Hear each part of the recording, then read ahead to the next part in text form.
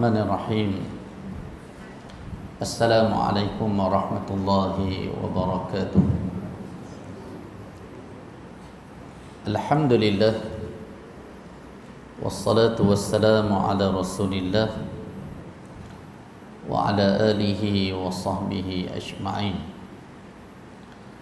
Allahumma salli ala Muhammad wa ala ali Muhammad kama sallaita ala Ibrahim wa ala ali Ibrahim wa barik ala Muhammad wa ala ali Muhammad kama barakta ala Ibrahim wa ala ali Ibrahim fil alamin innaka Hamidum Majid. Amma ba'd. Terima kasih Ustaz Yahya Abdullah, Imam 1 Masjid Padang Langit, yang bahagia ahli jawatan kuasa, dan yang bahagia Ustaz Kasim bin Ahmad, mantan Imam Masjid Padang Langit. Duk cari Datuk Sabri kat mana? Datuk Sabri, mantan Esko Kerajaan Negeri Perlis. Tuan-tuan, perempuan, muslimin muslimat yang dirahmati Allah sekalian, alhamdulillah, bersyukur kita kepada Allah Subhanahu wa taala kerana dapat bersama pada malam ni dalam ni kira nak sambut tahun baru ni. Kira dia pun buat kenuri siap kan. Malam 31 Disember 2018, hari yang terakhir sebelum kita masuk ke tahun baru 2019. Setengah orang dia kata sambut tahun baru ni, terutamanya tahun Masihi ni, taklah menjadi sunnah kan. Sebenarnya sambut tahun baru Hijrah pun taklah termasuk daripada kita kata sunnah yang khusus.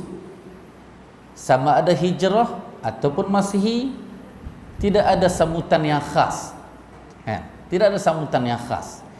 Cuma yang sunnahnya ialah setiap masa, setiap hari, setiap minggu, setiap bulan, setiap tahun kita sentiasa bermuhasabah. Itu yang paling utama. Sama ada masuk tahun Hijrah ataupun masuk tahun Masihi, sebenarnya kedua-dua tahun ini diiktiraf sebenarnya kan. Agama kira kalau tak pakai Masihi pun susah. Sebab perkiraan matahari ni, waktu solat kita kira matahari kan. Bulan Hijrah, bulan-bulan tu mengambil kira dari sudut ibadat kan. Bulan Ramadan, betul bulan Haji, Syawal, Zulqaidah dan Zulhijjah, ini semua berkaitan dengan tahun Hijrah. Jadi tuan-tuan bermohon dirahmati Allah sekalian, tajuk yang pihak masjid bagi untuk kita muhasabah pada malam ni, mencari husnul khatimah, mencari pengakhiran yang baik.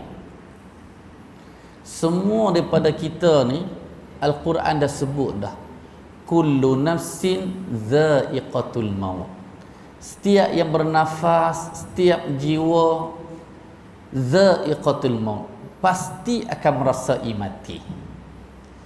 Sama ada yang muda, yang dewasa, yang tua, yang terlalu tua, semua akan merasai mati. Yang hak muda mungkin duk hori-hori lagi, hak muda pun mati. Hak tua lagi lah kan? Jadi malam ni insya-Allah kita akan tengok apa pandangan hadis-hadis Nabi SAW yang boleh kita kongsi, yang mana rata-rata daripada kita berhasrat ataupun muhasabah nak cari husnul khatimah. Sebagaimana doa yang selalu kita baca, Allahumma khtim lana bi husnil khatimah wa la takhtim alaina bi su'il khatimah. Ya Allah, akhirkan penghidupan aku ini dengan husnul khatimah, pengakhiran yang baik. Pengakhiran yang baik ni macam mana? kita tak tahu. Susah kita nak gambarkan. Setengah orang kadang dia kata, kesian dekat dia tu mati lemah. Kan? Kita dah rasa awak mati lemah ni su'ul khatimah ke? Kan? Setengah orang kita kata, kesian kat dia mati kena lenyek dengan trailer, hancur. Pi kutik tulang yang dah hancur ni. Kan, nak tanam dalam kubur tu tak ada jenazah dah. Kira kain kapan dengan hak benda-benda hancur ya. Orang kata kesian kat dia. Seolah-olah kesian kat dia tu su'ul khatimah ke? Husnul khatimah benda yang subjektif. Maksudnya benda yang kita tak boleh nak tahu. Mungkin sesetengah orang kita kata mati sakit AIDS. Kita kata sian kat dia mati sakit AIDS. Padan muka dia. Dulu duk pi pada dia, duk pi hanyai sangat. Kan. Padahal dia mati kena sakit AIDS tu semasa pada mungkin suntikan melalui darah ni, kadang orang yang kerja di hospital ada risiko. Dia ambil darah daripada pesakit AIDS. Mana nak tahu darah tu ada AIDS ataupun tak tahu. Ambil tiba-tiba nak pergi ubah darah masuk dalam balang hak kecil, terkena dekat tangan dia. Kena kat tangan, kena pula salur darah. Terus jangkit kat dia. Orang lain duk nampak ni kira cari pelacur je. Ataupun tukang jarum suntikan yang kita kata hak penagih dadah. Kan? Jadi kita ni nak kata sulul khatimah ni susah, nak kata husnul khatimah, hak inilah yang paling selamat untuk kita bersangka baik sesama kita. Kita hak sangka buruk dengan kematian orang, ada satu hari kita akan mati. Apa orang nak sangka dekat kita? Kan? Jadi tuan-tuan dan rahmati Allah sekalian, dan kita doa juga, wala takhtim alaina bisu'il khatimah. Ya Allah, janganlah engkau akhirkan penghidupan aku ini dengan su'ul khatimah, pengakhiran yang buruk. Jadi pengakhiran yang buruk pun subjektif juga. Cuma orang yang hak su'ul khatimah ni, bagaimana penghujung hayat dia, kadang-kadang orang boleh tahu, kadang-kadang orang tak tahu. Kan? Jadi kita akan tengok beberapa hadis yang berkaitan yang saya nak kongsi pada malam ni. Malam ni mereka kata tak boleh lama sebab mereka masak sedap-sedap nak makan malam ni kan. Sebab dia nak dengar kuliah ni kena main malam ni. Malam hak ceramah ni tak boleh lama. Kan? Tambah kata, kan makan dah tadi. Saya punya semangat nak main ni, nak main makan sebenarnya. Kan? Okey. Ada satu hadis yang direkodkan oleh Abu Dawud dan Tirmizi, yang mana Nabi SAW bersabda, kullu mayyitin, dia mayyitin ataupun mayyitin, boleh baca dua. Kan? Kullu mayyitin, may tu ya tu mati, ataupun kullu mayyitin. Boleh baca dua. Kok-kok lah saya lagi dengar ustaz baca hadis kullu mayyitin. Bukanlah salah lah ustaz tu. Kita duk dengar mayyitin. Ada dua boleh baca. Kan? Mayyitin ataupun mayyitin. Orang kita mudah panggil mayat ya. Kan? Kullu mayyitin yukhtamu ala amalihi ila al-murabit fi sabilillah. Fa innahu yanmi lahu amalahu ila yaumil qiyamah wa yu'manu min fitnatil qabr. Apa makna hadis ni?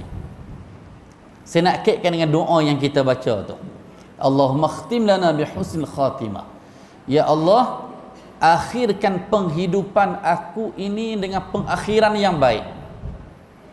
Dalam hadis ni Nabi kata kullu mayyitin yukhtamu ala amalihi. Nabi kata setiap mayat akan ditutup ke atas amalan dia. Maksudnya apabila seseorang itu jadi mayat, habis dah, tak boleh nak buat apa dah. Kan? Bila kita mati malam ni, jadi tak ada dah amalan hak kita boleh buat, dan pahala pun terputus dah untuk kita, kecuali orang lain dah hantar kat kita. Kan? Hak orang lain hantar tu doa, istighfar, sedekah, kan ilmu yang bermanfaat, doa anak soleh. Hak ni mudah-mudahan confirm sampai kat kita. Dalam hadis ni Nabi kata illal murabitu fi sabilillah, yang tak terputus sesuatu amalan yang boleh dilakukan oleh seseorang apabila dia mati tak boleh buat apa dah, kecuali al murabit fi sabilillah. Orang yang murabit ni daripada rabata ni ikat. Kita kata urbut, ikatlah, PN amak. Maksudnya al-murabitu fi sabilillah ialah orang yang ada ikatan fi sabilillah, di jalan Allah. Apa maksud dia? Orang yang ada ikatan di jalan Allah ialah yang mana dalam hidup dia guna tenaga, dia guna masa dia guna harta dia di jalan Allah. Kalau kata tenaga dia manfaatkan untuk Islam, dia mai bantu masjid, dia bantu anak yatim, dia bantu asnaf-asnaf atas nama agama, ataupun dari sudut masa dia guna masa dia. Kadang-kadang perlu masa dia bersama dengan keluarga, tetapi dia guna masa dia untuk fi sabilillah. Dan yang ketiga ialah dari sudut harta, kan, yang mana Allah sebut dalam surah At-Taubah. Allah kata innallaha ashtara minal mu'minina anfusahum wa amwalahum bi anna lahumul jannah.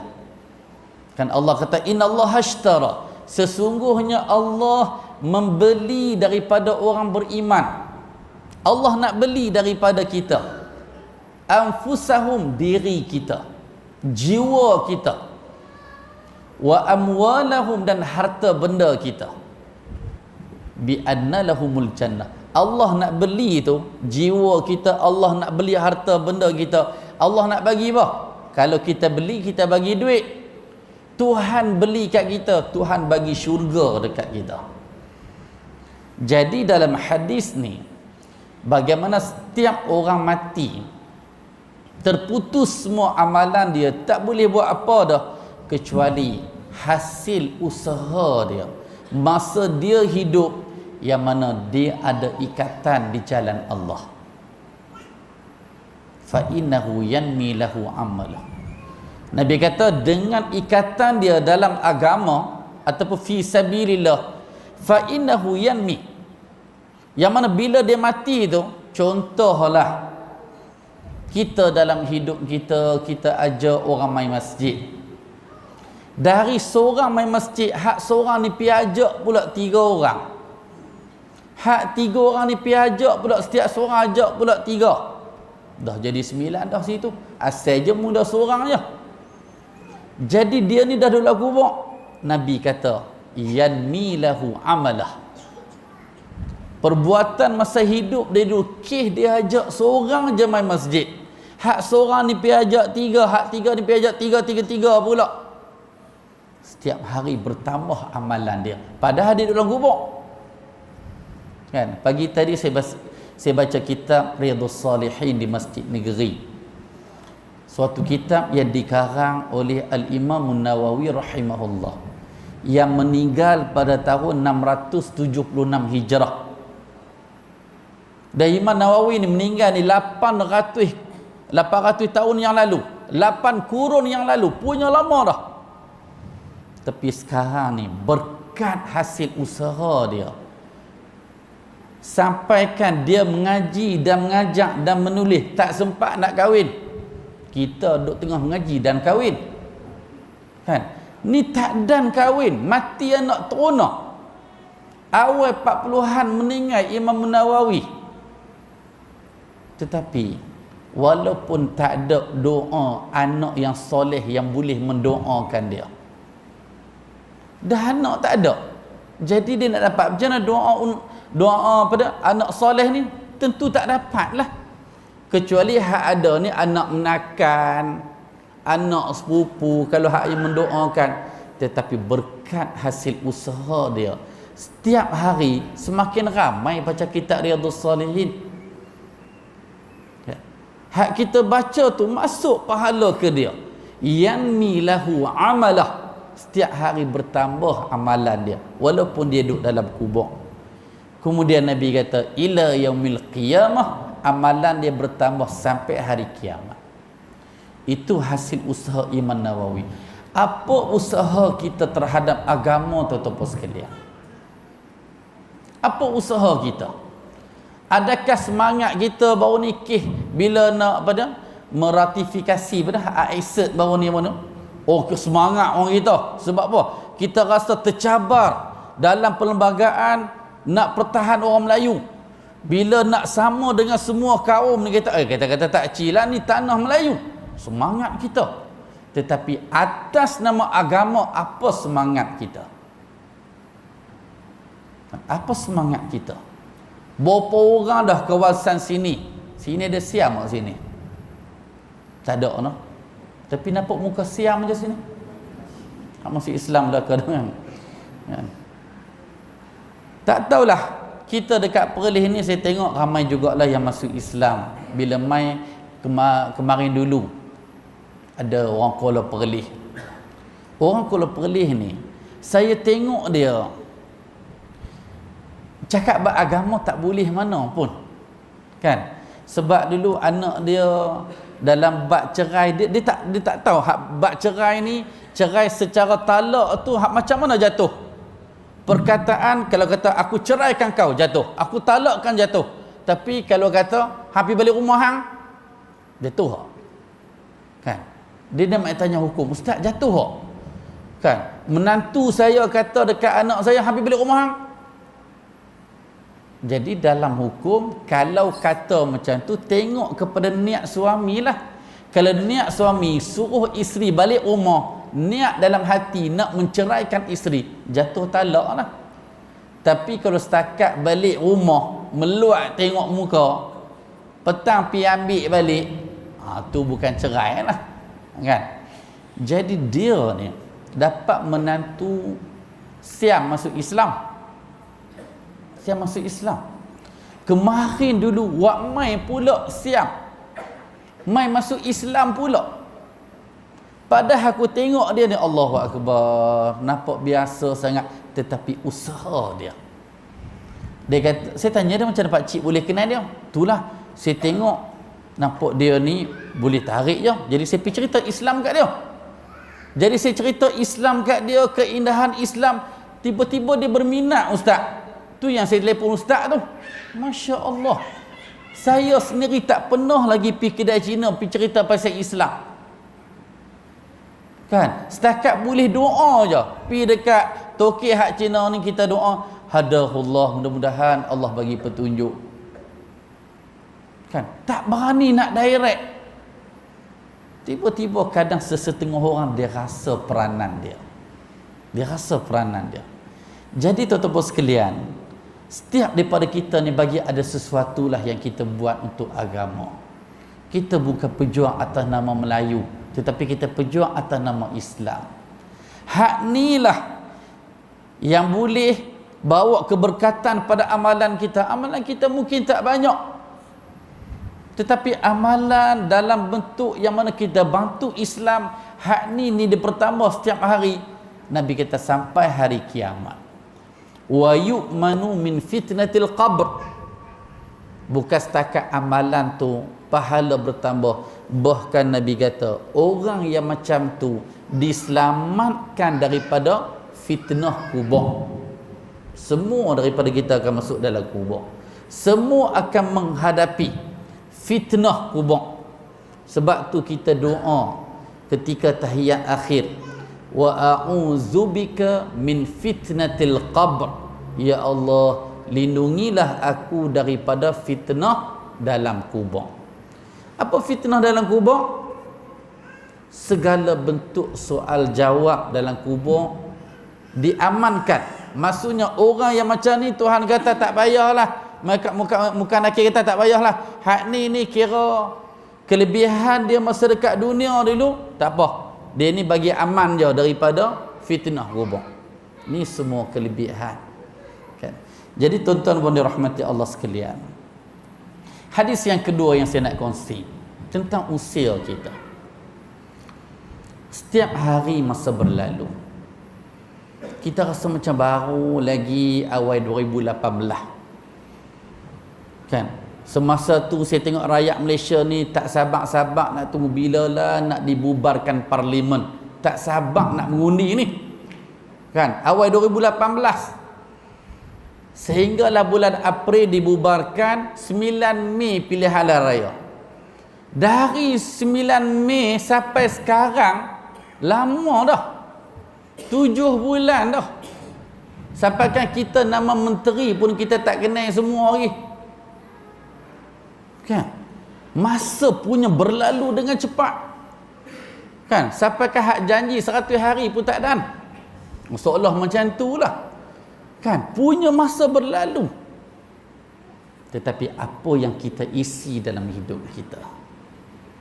Ada hari sihat kita, ada hari demam kita. Ada hari yang kita boleh baca Quran, ada hari yang kita nak baca Quran pun sakit gigi. Ada hari yang mudah kita bangun tengah malam, dan ada hari kita nak bangun tak larat. Macam mana kita nak manfaatkan tuan-tuan sekalian? Ada satu hadis ni yang saya nak kongsi, yang mana kita manfaatkan masa kita sihat, kelebihan dia kita akan dapat pada hari kita sakit. Kita manfaatkan ketika kita bermukim. Bila kita bermusafir, banyak benda yang kita tak boleh nak buat sebab tak larat dalam perjalanan. Disebabkan kita manfaatkan masa kita bermukim, pahala ketika bermusafir pun kita dapat. Apa hadis ni? Dalam hadis yang direkodkan oleh Al-Imam Al-Bukhari dan Imam Muslim, Nabi kata, "Idza maridal abdu aw safara kutiba lahu ma kana ya'malu muqiman sahiha." Nabi kata, apabila seorang hamba sakit, aw safara ataupun dia bermusafir. Bila sakit, banyak benda tak boleh buat. Kita ambil contoh pening kepala, sudahlah. Kan? Bila sakit pening hak teruk ni, kalau kita sujud lama sikit, berdenyut dalam kepala ni.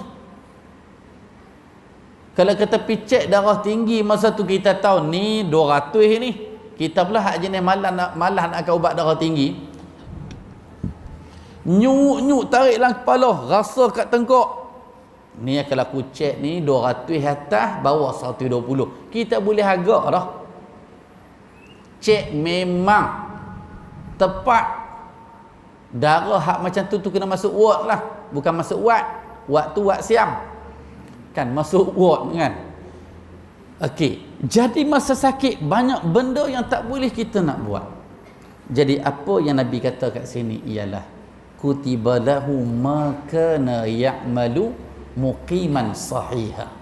Orang yang sakit dan orang yang dalam perjalanan. Orang dalam perjalanan ni, mungkin perjalanan sekarang ni tak samalah macam zaman Nabi. Zaman Nabi kalau nak berjalan, kita tengok zaman Nabi berhijrah. Mekah Madinah ni bukan jauh mana pun. Macam Alok start Kuala Lumpur je. Dalam 400 km lebih, 430, 440 lebih kurang tu. Sekarang ni kalau naik bas, tolak 12 tengah malam, 6 pagi sampai dah. Kalau naik kapal terbang, 45 minit, 50 minit sampai dah. Naik train. Hak train laju dia panggil apa? Apa nama dia? Saya tak pernah naik kereta api laju hak dari Arau sampai KL. 5 jam dia kata. Apa nama? ETS. Kan? ETS. Punya tak pernah naik yang Perak kan.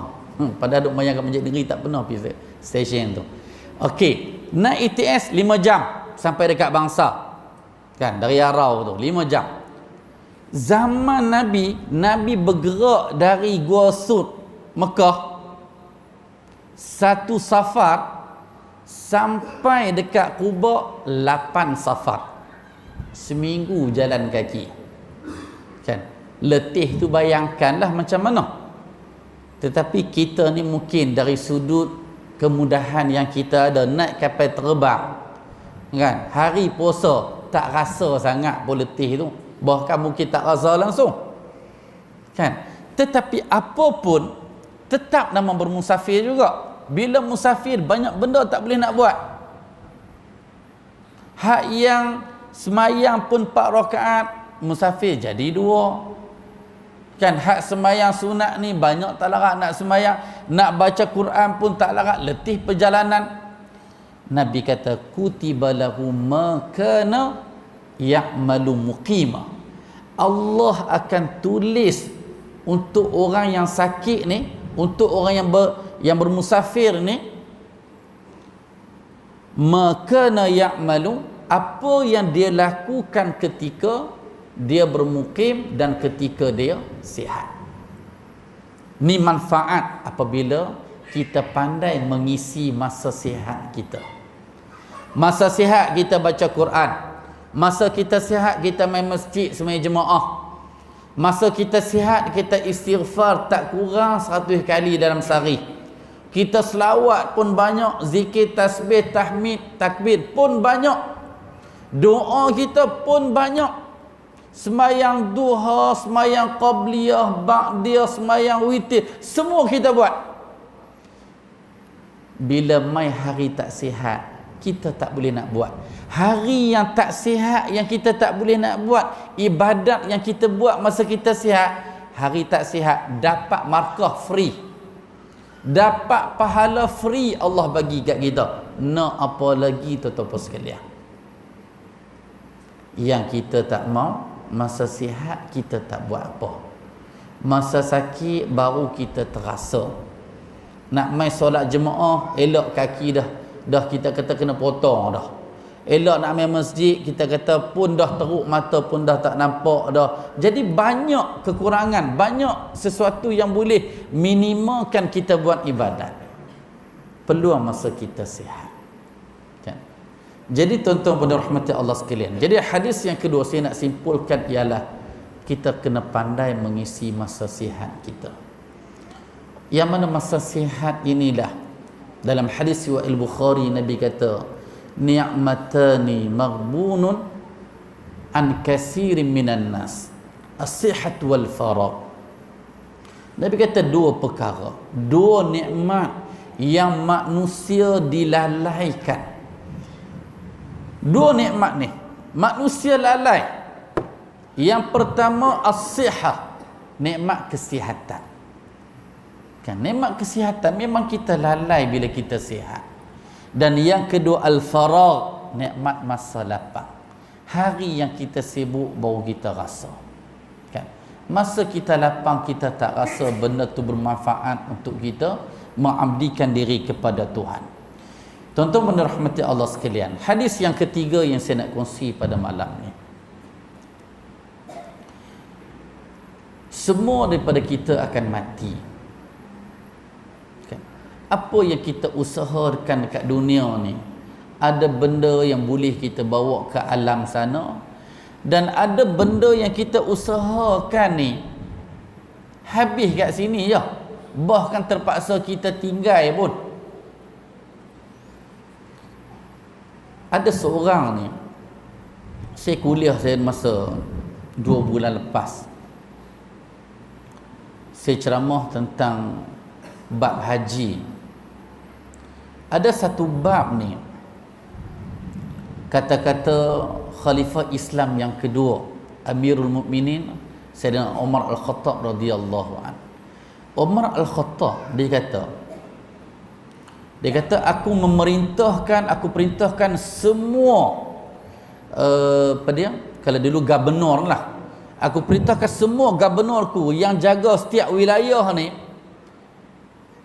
mana-mana orang yang ada harta, duit ada, kesihatan pun okey, tak pi buat haji. Jadi Umar kata, aku perintahkan gubernur aku ni supaya ambil jizyah daripada mereka. Jizyah ni cukai yang dikenakan ke atas orang bukan Islam. Jadi seolah-olah arahan Umar Al-Khattab ni nak menganggap orang yang duit ada, kesihatan ada, tak pi buat haji. Jadi Umar Al-Khattab seolah-olah bagi arahan, mereka ni bukan orang beriman ni. Mereka dikena ambil jizyah. Kan, jadi arahan tu. Jadi selepas kuliah tu, saya baca hadis tu. Dia tak panggil hadis, dia panggil asar, kata-kata sahabat. Tiba-tiba main seorang makcik sambil duk teriak. Dia kata, ustaz, macam mana ustaz, suami saya ustaz, duit dalam bank ada 400,000 ustaz, haji tak mau pi. 400,000 simpan dalam bank. Kan? Padahal pi haji 10,000 ya. Kalau kata pi dengan package paling murah lebih kurang 27,000. Kalau hak mahal pi haji ni boleh pi terus ya. Saya kata dekat kak tu, saya kata macam ni lah, sebenarnya 400,000 yang duit dia ada tu, dia boleh daftar, boleh pi terus ya, pi cari package hak tabung haji, hak bayar 200,000, boleh pi tahun tu terus, ada 200,000 lagi. Kan. Tapi orang hak himpun lama ni memang dia kedekut lah. Kan? Dia kata, payah ustaz, saya nak boleh dapat duit dia pun memang dalam bahasa kita tak hidung masin. Kan? Tak tahulah, sesetengah orang dia himpun duit banyak. Kalau kita tanya dia akan jawab macam mana? Dia kata, tu tak apa ustaz, ni saya nak buat pusaka untuk anak-anak saya. Apa manfaat? Kadang-kadang duit yang banyak ditinggalkan, anak-anak bergaduh sama sendiri je. Kan? Saya pernah masuk mahkamah kes anak beranak bergaduh, anak sulung saman adik bongsu, saman mak sendiri, kes harta. Tiba-tiba saya yang buat surat sokongan anak qaryah masa tu dekat Masjid Bangsa, masuk, kita pun masuk dalam masuk dalam kandang tu sekali, kes orang, kita kena masuk kandang tu sama. Tuan-tuan boleh bayangkan anak sulung, saman adik bongsu, saman mak sendiri, ke harta. Bila cek balik, kesilapan bermula kesilapan ayah dulu. Ayah mati dah. Ayah duduk dalam gubuk. Masa anak-anak bergaduh, adakah anak-anak nak berdoa untuk ayah dalam gubuk? Tak mungkin, tuan-tuan sekalian. Last kali anak-anak kaungkit habis, tak aci ayah hebah dulu, tak habaq kat kami. Lah ni zaman orang suka hebah tanpa menggunakan faraid. Sebenarnya faraid ni kadang-kadang sesetengah orang dia rasa tak adil, kesian ke anak perempuan dapat sikit. Hak tu sebenarnya kesian tak kesian ni, siapa yang tolong bahagi semua ni? Kan? Sebab tu Tuhan kata dah, aba'ukum wa abna'ukum la tadruna ayyuhum aqrabu lakum naf'a faridatan minallah. Tuhan kata, mak ayah kamu, anak-anak kamu, kamu tak tahu siapa yang lebih bermanfaat untuk dapat harta tu, siapa yang banyak, siapa yang sikit. Tuhan nak kata macam ni, aku tahulah, aku Tuhan, aku tahulah anak lelaki tu patut dapat lebih daripada anak perempuan. Aku tahulah kalau suami, isteri dia mati, kalau ada anak dapat 1/4, kalau tak ada anak dapat 1/2. Isteri ni nampak patut dapat banyak lah macam suami, tetapi tak, bila ada anak dapat 1/8, tak ada anak dapat 1/4. Nampak macam tak aci. Nampak seolah agama menduakan wanita, menganaktirikan wanita. Cakap tu macam sister in Islam dah tu. Kan?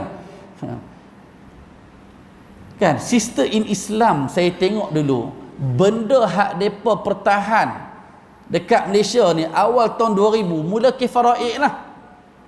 Depa tak puas hati sebab apa orang perempuan dapat lebih. Tetapi orang yang mula pertikai faraid last kali masuk geng Siti Kasim lah. Kan? Baru ni hak Siti Kasim baru ni dalam apa dia boleh buat pembelaan nak pertahan seorang menteri Hindu ni. Antaranya sistem Islam yang mana geng-geng ni dulu mula pertikai poligami, pertikai faraid, last kali pertikai benda yang lebih besar iaitu agama. Kan? Berhati-hati tuan-tuan sekalian. Kan?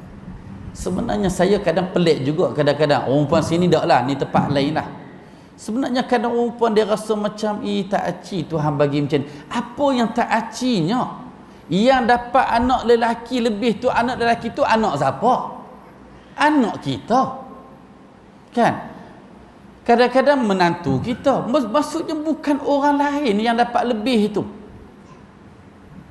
Kan? Jadi isu yang macam ni lah kadang-kadang berebut sesama sendiri. Kan, berebut sama sendiri. Jadi bila siasat balik, abang 2 orang, kakak nombor 3. 3 orang ni masa ayah hidup ni, ayah bagi secara hebah. Tanah sini abang Long, tanah sini abang Ngah, tanah sini Kak Lang. Hak nombor 4 sampai nombor 10 semua kecil-kecil lagi. Jadi tak bagi lagi.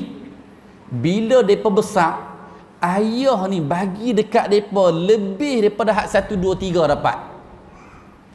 Anak bongsu dapat berkali ganda daripada hak nombor 1 2 3. Kalau kita pun tak puas hati. Kan? Sekarang ni nak salah ke ayah ke nak salah ke anak 1 2 3? Salah belaka. Sebab tu Nabi pesan dekat kita. Nabi kata i'dilu baina abnaikum. Hendaklah kamu adil terhadap anak-anak kamu. Ya. Nak buat hebah kalau tak mau bagi cara faraid, panggil semua anak-anak. Ada 6 orang. Kan? Ada 4 perempuan, ada 2 lelaki. Yang pastinya 2 lelaki ni akan dapat 2 kali ganda berbanding 4 perempuan ni. Kan? Seolah-olah nak kena beda. Kalau kata ada 8 juta, macam contohlah 8 juta kan. Kan? Padang langit kan geng-geng juta belaka, kan? Tinggal 8 juta. Kan? Ada 6 orang. 2 lelaki dan 4 perempuan.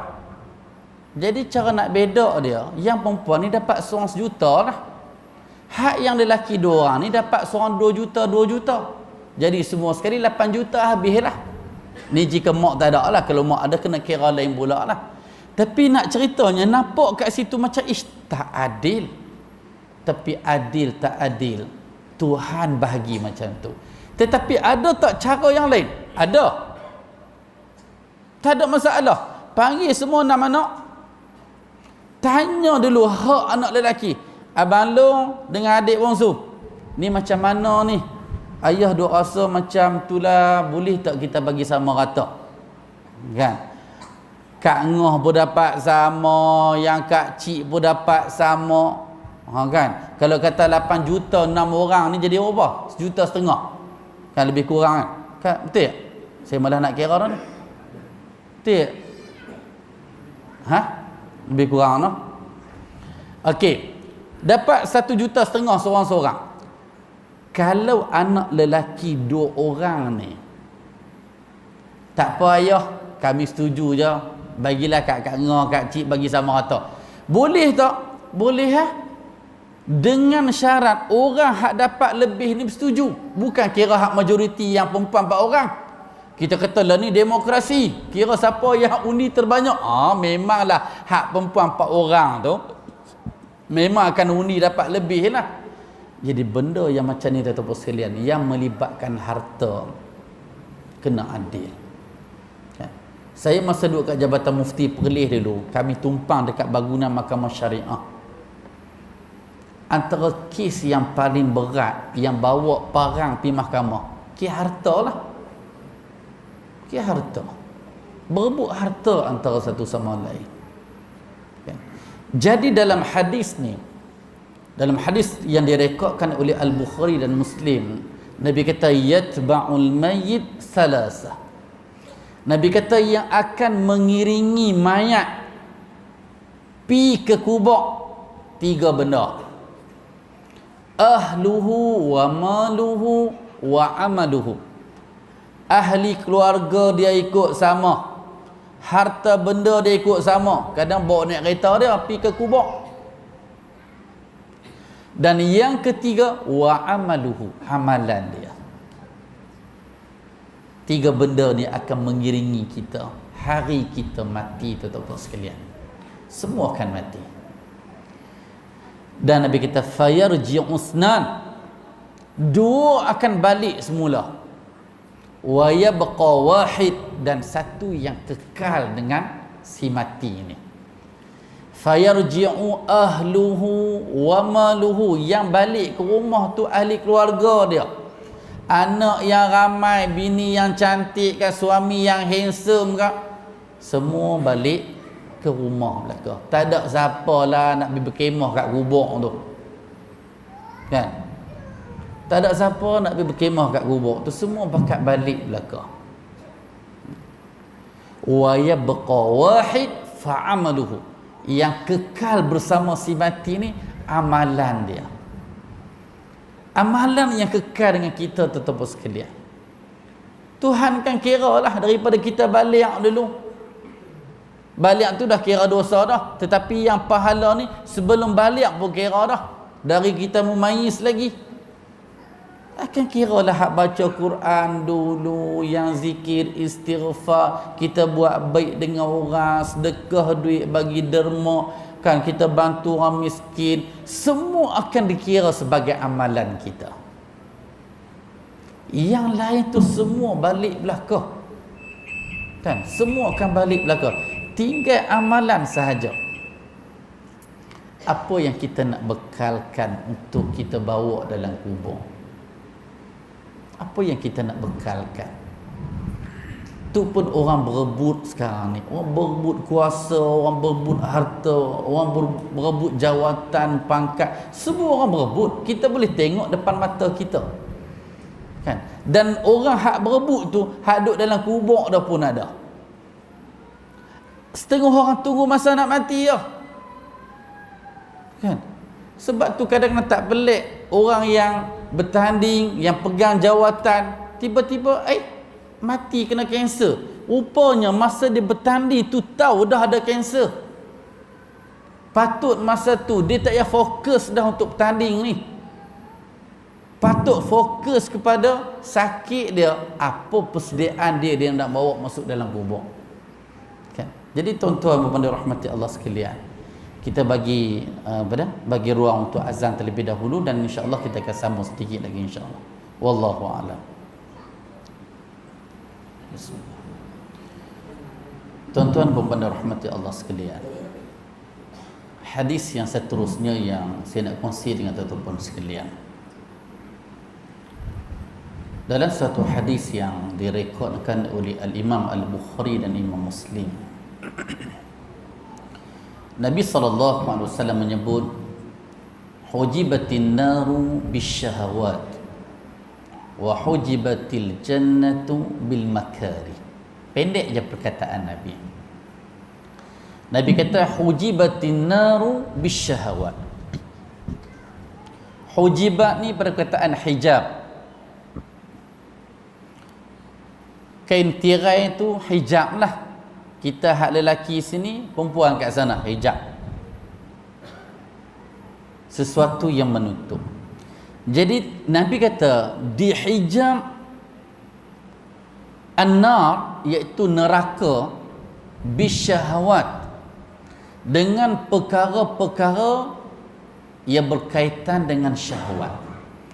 Maksudnya kita, depan kita neraka, tengah-tengah antara kita dengan neraka adalah syahwat. Apa maksud dia? Maksud dia ialah kita langgar syahwat tu, neraka tunggu depan kita. Sebab semua maksiat, semua dosa, semua berdasarkan syahwat. Dosa mata, dosa telinga kita, dosa mulut kita, dosa perbuatan kita, syahwat.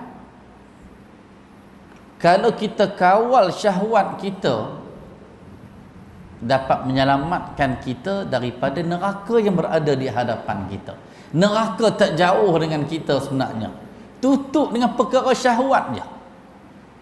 Kan, sebab itulah benda-benda yang berdasarkan nafsu, berdasarkan syahwat, kita kena berhati-hati. Ada benda-benda yang kadang-kadang kan, zina haram, nikah halal. Kan? Tengok yang benda baik halal, tengok benda haram dosa. Telinga dengar benda baik dapat pahala, dengar benda dosa melalaikan haram dapat dosa. Mulut cakap benda baik dapat pahala, cakap benda jahat dapat dosa. Sebab tu Nabi kata al halalu bayyinun wal haramu bayyinun. Benda yang halal jelas, benda haram pun jelas. Bukan kita tak tahu. Tahu. Kita tahu mengata ke orang ni dapat dosa. Kita mengata juga sebab apa? Kita kalah dengan syahwat kita. Bila syahwat kita boleh kawal? Bila masuk bulan Ramadan. Tak masuk bulan Ramadan pun syahwat kita boleh kawal bila kita puasa. Ada apa perkara yang boleh kawal syahwat kita? Antaranya puasa. Kan, sebab apa? Dalam hadis yang direkodkan oleh Al-Bukhari, Nabi kata inna syaitan yajri min ibni adam majradan. Nabi kata sesungguhnya syaitan berjalan dalam aliran darah manusia. Dikawal kita. Tengok Al-Quran nak pergi ambil, kita rasa berat. Kan, rasa berat. Tengok remote control nak buka Astro. Mudah je pergi ambil remote, tak rasa berat pun lutut kita nak bangun. Kan? Nak pi sembahyang jemaah, rasa berat nak pi. Rasa macam tak larat lah, macam nak demam lah. Kan? Ambil alah hak cek suhu 37 dia sosial betul dah. Rasa macam 40. Kan? Tak larat. Tapi bila bini kata abang jom pergi pasar raya, oh sihat tu. Kan, tengok bezanya. Siapa yang kawal kita? Setan yang berjalan dalam aliran darah kita. Al-Imam Al-Ghazali dalam kitab Ihya Ulumuddin ketika membawa hadis tersebut, lalu dia kata fadayyiqu majrahum bis-sawm. Imam Ghazali kata hendaklah kamu sempitkan laluan darah kamu yang setan duk lalu ni, sempitkan laluan tu. Sempit macam mana? Bis-sawm, dengan puasa. Rupanya tuan-tuan sekalian, bila kita puasa, bila kita berlapar, banyak benda kita boleh buat. Siang hari kita lapar, boleh ambil Quran baca. Kan? Siang hari kita lapar, nak pergi sembahyang zuhur, asar jadi mudah. Malam bila berat dan makan kenyang, rasa berat, jadi balok liat kat situ. Kan? Betul ya, balok liat lebih kot boleh lah kot no. Kan? Jadi ada sesuatu yang mengawal kita. Maksudnya syahwat kita. Syahwat ni bila dia masuk geng dengan setan, kalah kita. Tetapi bila kita kawal syahwat, malaikat akan bersama dengan kita. Okey. Dan yang kedua, hujibatil jannatu bil makarih. Dihijab antara kita dengan syurga, atas neraka. Kita dengan neraka, syahwat duduk tengah-tengah. Langgak syahwat, neraka tunggu depan. Manakala wa hujibatil jannatu bil makarih, dihijab kita dengan syurga. Hijab dengan apa? Kita dengan syurga dihijab dengan apa? Bil makarih, perkara-perkara yang kita tak suka. Nafsu ni dia tak suka benda tu. Kita nak duduk saja-saja baca Quran, doalah baca surah Abad habis sejam tak apa. Kan? Balik lepas sembahyang subuh tu pergi kedai tu cari surah Abad, balik rumah baca surah Abad sejam 2 jam pun tak apa. Tetapi cuba ambil Quran, baca auzubillah pun dah menguap dah. Kan? Padan hikmah baca Quran dengan mula auzubillah pun sebab nak hamat setan dulu. Kan? Bezanya. Jadi benda hak kita suka ni, bila benda tu dalam secara peribadinya, benda tu nak pergi solat jemaah kita rasa berat, nak baca Quran tak larat, nak buat benda baik, bila nak masuk duit dalam tabung masjid, duit nak sedekah ke asnaf, kita rasa sagi duit aku tak cukup pula. Kan, sagi duk sagi itulah. Ada benda yang mengganggu kita. Kita langgar je benda tu, syurga tunggu depan kita. Langgar benda hak kita kata tak larat, lawan. Tangan nak suruh duit kat tabung, rasa sagi sayang ke duit, buh je, lawan. Nak baca Quran rasa berat, pi ambil Quran baca terus. Kan, langgar benda-benda yang kita rasa benda tu kita benci, kita langgar juga, syurga tunggu depan kita. Dan yang terakhirnya tuan-tuan sekalian, saya nak tutup kuliah pada malam ni dengan suatu hadis yang direkodkan oleh Al-Imam At-Tirmizi dengan sanad yang hasan, yang mana Nabi sallallahu alaihi wasallam pesan dekat kita, badirul a'mali sab'an. Nabi kata, bersegeralah kamu buat amalan sebelum datang 7 perkara. Ni saya nak tutup ni. Bersegera buat amalan, jangan tangguh tuan-tuan sekalian, dan main sakit tanpa disangka-sangka, main kematian tak disangka-sangka. Kita tak tahu ni benda hak menanti kita dekat depan tuan-tuan sekalian. Jadi Nabi suruh kita bersegera sebelum sampai 7 perkara ni. Yang pertama, Nabi kata, hal tantaziruna illa faqran mansiya. Nabi kata, kamu masih nak tunggu ke? Nabi kata, adakah kamu masih menunggu untuk buat baik, untuk derma, untuk sedekah, untuk wakaf, untuk buat jariah? Illa faqran mansiya, sehingga tiba fakir yang menyebabkan kamu jadi papa ke dana. Tak boleh nak bagi apa tu kat orang. Nak tunggu jadi fakir dulu ke? Kan, maksudnya Nabi kata, jangan duk tunggu sampai tahap macam tu lah. Duit ada sikit-sikit pun tak mampu bagi RM1, bagi RM5. Kan? Tak mampu bagi RM10, bagi RM5, bagi RM3. Bagi hak kadar kemampuan kita. Mungkin kita hak bagi RM1, pahala hak kita dapat sama dengan orang bagi RM10. Sebab Tuhan nilai pada kemampuan kita. Kan? Itu yang pertama. Yang kedua, aughinan mutghiyya. Jangan tunggu masa bila kamu jadi kaya melampau. Sesetengah orang dia kata, tak apalah ustaz, nanti saya kalau kaya nanti saya nak wakaf ustaz, saya nak bantu anak yatim ustaz, saya nak bagi duit banyak dekat pusat tahfiz ustaz, sebab setiap budak yang menghafaz Al-Quran tu saya dapat pahala ustaz. Jangan tunggu masa kaya.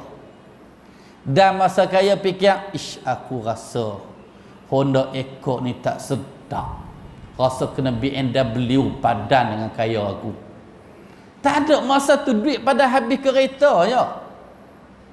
Habis kereta je. Kaya yang melampau ni lah tak sampai ke masjid pun. Kan? Maksudnya Nabi kata, Nabi pesan ni betul. Jangan tunggu jadi fakir, papa kedana, jangan tunggu kaya yang melampau. Dan yang ketiga Nabi kata, au maradan mufsida. Jangan tunggu masa sakit yang tak larat terus ni. Kalau kata sekarang ni kena stroke yang major lah, major stroke. Sampai tahap macam tu. Kan, kalau kata hak kena sakit hak buah pinggang 3 kali seminggu kena pergi cuci. Kan? Ataupun kalau kata kena hak setengah orang makan ubat darah tinggi, darah duk naik macam tu lah. Setengah orang kena hak kecil manis, kaki dia ada buruk dah, tunggu masa nak potong aja. Ni semua hak kita tengok depan mata kita. Jangan tunggu sakit hak macam tu baru kita nak buat ibadat. Yang keempat, Nabi pesan, aw haraman mufnida. Jangan tunggu masa kamu tua yang dah nyanyuk dah. Kan? Jangan tunggu masa kamu tua yang nyanyuk. Tetapi orang tua, orang yang berumur, tuan-tuan sekalian, kalau masa habis dengan Quran, dia tak nyanyuk insya-Allah. Orang hak nyanyuk ni, Bila dijauh dengan agama, orang yang baca Quran, orang yang sentiasa berzikir, istighfar, selawat, ingat ke Tuhan, mudah-mudahan dia tak nyanyuk. Jadi Nabi kata buat ibadat jangan tunggu sampai tua nyanyuk. Yang kelima, Nabi kata mautan mujhiza. Jangan tunggu masa mati dah tersedia depan mata kamu. Sesetengah orang duduk atas katil, tahu dah. Sesetengah ward dekat hospital ni, tahu dah. Memang ward tu kira hari pakcik ni mati, esok makcik ni pula. Memang tahu dah. Mati dah tersedia dah depan mata kita. Allahu Akbar. Pada ketika tu kita pasrah ya. Apa yang kita boleh buat dah? Duit kita hak banyak, apa yang kita boleh buat? Anak duk tunggu masa ya.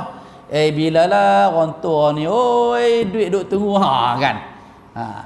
Lah ni boleh lah kita kata, "Dok ustaz, anak saya tak mungkin macam tu ustaz." Duit tak kenai siapa. Hak pakai kepiah pun cabut.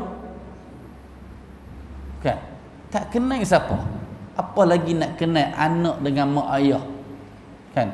Yang keenam, Nabi kata, "Awid dajjal fasyarru ghaib yuntazar." Jangan tunggu sampai dajjal sampai baru nak buat ibadat.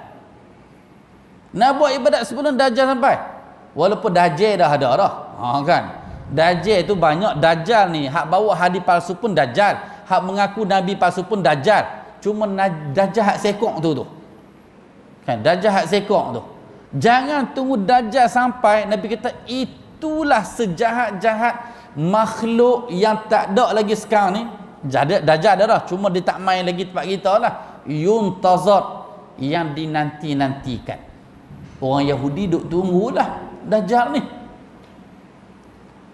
Dan yang ketujuh, awisa'atu fasa'atu adha wa ama.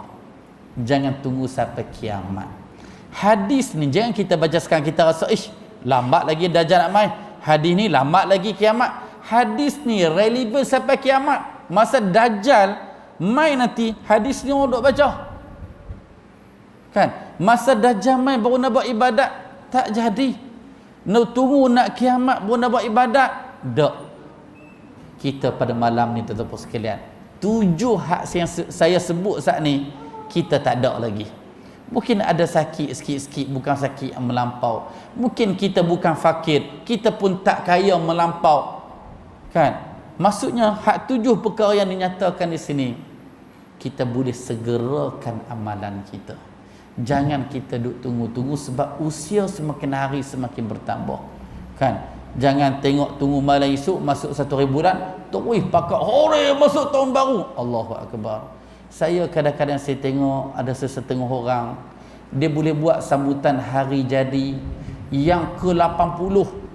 Setiap dengar ada majlis tarian, setiap dengar cucu duk menyanyi ni, happy birthday to you. Allahu Akbar. Dia sambut tu gembira sebab umur 80 kah, ataupun dia tak fikir masa dengan mati tu dah dekat. Kan? Sampai kan cucu kata, "Tok Wan, tiuplah lilin tu." Tak keluar. Pergi ambil gas dulu. Nyawa dah habis dah. Kan? Nak tiup lilin lagi masa tu. Allahu Akbar. Kan? Bukan masa dia dah.